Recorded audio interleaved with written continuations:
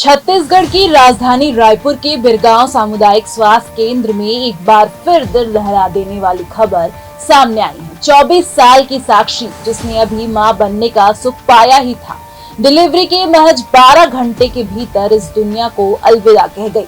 उसकी नवजात बेटी ठीक से आंख भी नहीं खोल पाई थी कि उसने मां की गोद से वंचित कर दिया गया, और इसका कारण बना राज्य का लचर और लापरवाह स्वास्थ्य तंत्र। 5 जून को साक्षी को डिलीवरी के लिए बिरगांव सामुदायिक स्वास्थ्य केंद्र में भर्ती कराया गया। बच्ची के जन्म के बाद घर और अस्पताल दोनों में खुशी का माहौल था, लेकिन इसी खुशी को मातम में बदलने में स्वास्थ्य विभाग की घोर लापरवाही ने देर नहीं लगाई।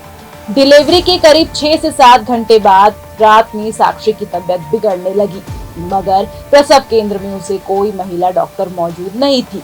कुल 3 डिलीवरी और 3 नसबंदी के केस होने के बावजूद अस्पताल में नियुक्त डॉक्टर ड्यूटी पर नहीं थे। जिस डॉक्टर उपाध्याय की नाइट ड्यूटी लगाई गई थी, वह खुद शारीरिक रूप से असक्षम और मानसिक रूप से परेशान बताए जा रहे हैं। अस्पताल में केवल एक पुरुष स्टाफ नर्स मौजूद था, तो दरवाजा बंद करके सो रहा था। परिजन बार बार उसे उठाते रहे, लेकिन वह कुछ मिनट के लिए बाहर आकर फिर गायब हो जाता। इलाज की उम्मीद लगाए बैठे परिजनों को वह धमकाने लगा। अंततः बेसुध पड़ी साक्षी को बिना जांच पड़ताल के पानी पिलाया गया और एक इंजेक्शन लगा दिया गया। कुछ ही मिनटों बाद साक्षी की सांसें थम गई। आशंका है कि पानी सांस की नली में चला गया, जिससे उसकी मौत हो गई। सबसे शर्मनाक पहलू ये रहा कि साक्षी की मौत के बाद भी वही स्टाफ नर्स परिजनों को अपमानित करता रहा। वह बार बार कहता रहा, नाटक कर रही है, मुंह में पानी मार दो, और इस तरह की अपमानित बातें करने लगा।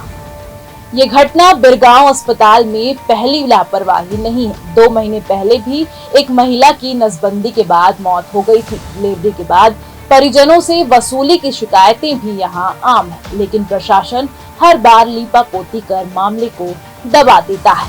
आज एक नवजात बच्ची भूखी है, मुंह में हाथ डाल रही है, क्योंकि अब उसकी मां नहीं है। राज्य की स्वास्थ्य व्यवस्था ने इस बच्ची के सिर से उसकी मां का साया छीन लिया। साक्षी की मौत केवल एक व्यक्तिगत क्षति नहीं, ये सिस्टम की सामूहिक असफलता का प्रतीक है। अब सवाल ये है कि क्या जिम्मेदारों को सजा मिलेगी, या एक बार फिर से ये मामला ठंडे बस्ते में डाल दिया जाएगा। बच्चे का ऑपरेशन, बच्चे को ऑपरेशन कराए थे दोपहर में 2 बजे ऑपरेशन से बच्चा हुआ। रात तक ठीक थे बच्चे, माँ भी ठीक थे। उसके बाद 12 बजे के बाद ठीक नहीं लगने लगा, तो 2 बजे आते आते थोड़ा ज़्यादा फिर त्रावने लगा, पेशेंट जैसे लग रहा था।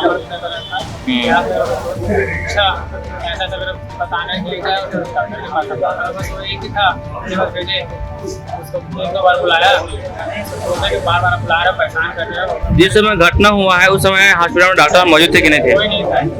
वो जो इलाज के ना वार्ड बॉय है, क्या बोलते हैं, वही बचता।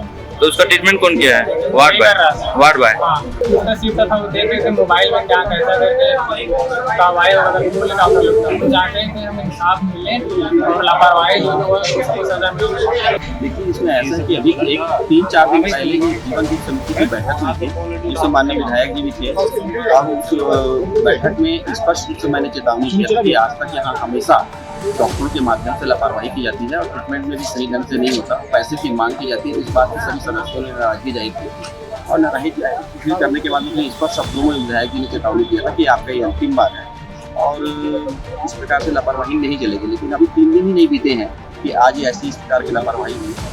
जाने वाले तो चले गए, हम उसकी भरपाई तो कर नहीं सकते, लेकिन मैं शासन प्रशासन से, सरकार से मांग करूंगा कि जो नवजात अभी बच्ची है, उनके भविष्य को लेकर के कम से कम ऐसा कुछ मुआवजा राशि प्रदान करे उन्हें, ताकि उनकी शिक्षा पढ़ाई और भविष्य उससे सुधर जाए।